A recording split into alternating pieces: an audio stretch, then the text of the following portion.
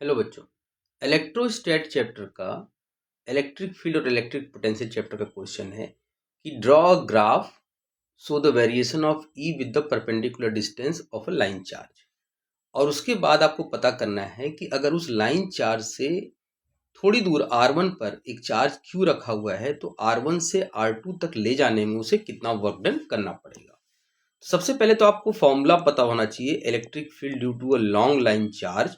उसका फॉर्मूला क्या होता है, के टू लैम्डा बाई आर। तो अगर हम ग्राफ बनाए इसका आर और ई का, तो आर बढ़ेगा तो ई घटेगा, इनवर्सली प्रोपोर्शनल है। तो ये ग्राफ बन गया, ये पहले पार्ट का आंसर आ गया।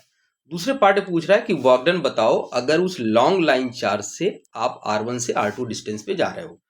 तो वर्क डन का फॉर्मूला क्या होता है, force into displacement, F dot D R. और फोर्स का मतलब क्या होता है, क्यू ई डी आर। अब आप वैल्यू पुट कर दो किसकी, इलेक्ट्रिक फील्ड की। तो ये आ गया k two lambda by r d are.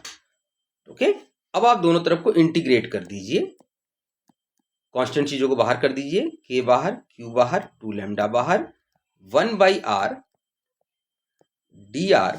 Limit जो होगी वो R1 से R2 जा रहे हो आप, तो R1 से R2।